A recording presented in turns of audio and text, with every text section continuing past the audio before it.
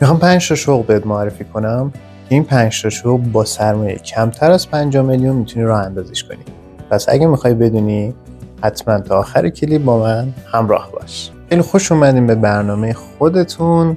ممنونم از اینکه ما رو سابسکرایب میکنین و اینکه لایک و کامنت میذارین. حتما کامنتاتون رو میخونم و میریم سراغ برنامه.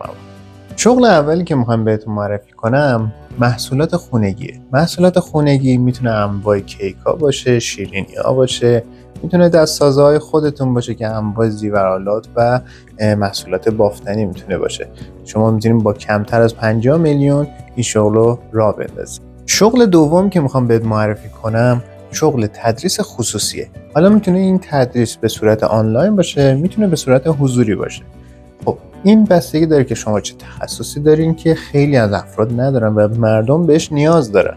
پس حتما اینو یادتون باشه، شغلی که میخوای انتخاب کنین باید نیاز اولیه مردم باشه یا حداقل نیاز یک مقداری از جامعه باشه که به دردشون بخوره و باعث بشه که شما ازش کسب درآمد کنید.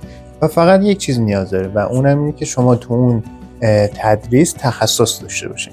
شغل سومی که میخوام بهتون معرفی کنم شغل بازاریابی اینترنتیه یا واسطه‌گری. خب شغل بازاریابی اینترنتی به صورت‌های مختلف انجام میشه، اما مهمترینش که داره تو جامعه ما این اتفاق میفته شغل بازاریابی اینترنتی یا همون شبکه‌های اجتماعی.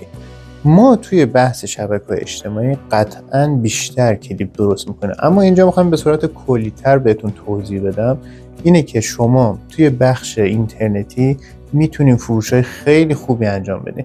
اونم به چه صورته؟ اونم که شما میرین محصولاتی رو خریداری میکنین، حالا میتونه هر چیزی باشه و اونا رو با عکاسی خوب میذارین توی پیجتون و اون محصول رو میفروشین.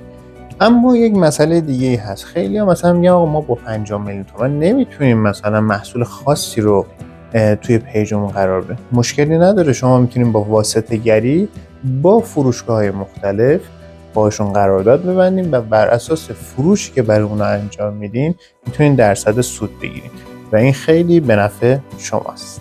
شغل چهارمی که میخوام بهتون معرفی کنم شغل فودتراک یا غذای خیابانی.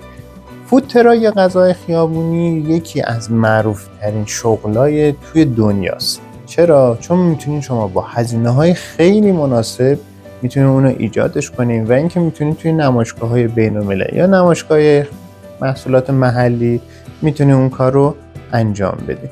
به عنوان مثال میگم فودتراک‌ها خب جاهایی هستن که میتونین شما از شرکت‌های معتبر اونا رو خریداری کنین و توی یک فضای خیلی کم میتونین کنار خیابون، البته با مجوزهای شهرداری، میتونین اون کار رو انجام بدین و درآمد بسیار خوبی رو کسب کنین. پنجم شغلی که میخوام بهت معرفی کنم شغل تولید محتوا یا استفاده از نرم افزارهای اینترنتی.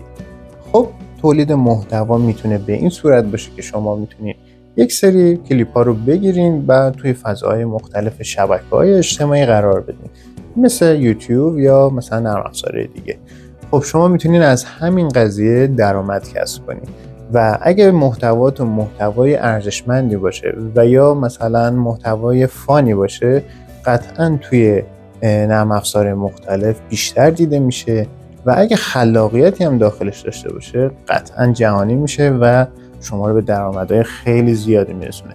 و بابت همین درآمدزایی که میتونین داشته باشین میتونین هزینه تبلیغات بگیرین از شرکت‌های مختلف و در کنار اون کلیپ‌های فانی که میذارین یا کلیپ‌های آموزشی یا هر چیز دیگه که دارین میذارین میتونین درآمد خیلی خوبی از تبلیغات هم داشته باشین.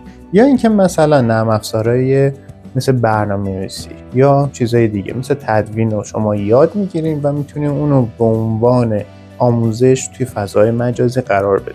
یا اینکه میتونین کلاس‌های آنلاین برگزار کنین و میتونین از اون راه کسب درآمد داشته باشین. خیلی ممنونم که تا اینجا با من همراه بودین. ممنونم از اینکه منو سابسکرایب میکنین تا ویدیوهای بعدی رو براتون بذارم و از همه مهمتر این که لایک و کامنت حتما بذارین. کامنتاتون رو حتما میخونم من و اگه سوالی چیزی هستش که لازم من جواب بدم، اگه لازم بود حتما زیر کامنت ها جوابتون رو خواهم داد یا اینکه براتون یه ویدئوی مناسب اون سوالتون درست میکنم.